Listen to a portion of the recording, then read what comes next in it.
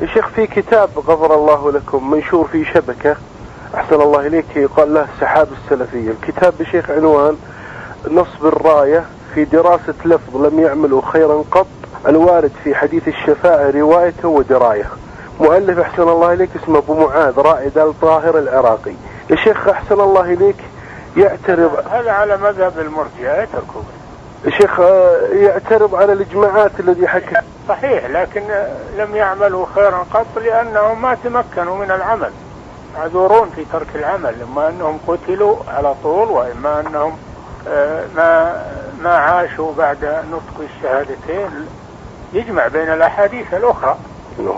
الشيخ لابد من العمل، لكن هؤلاء يأخذون بالمتشابه.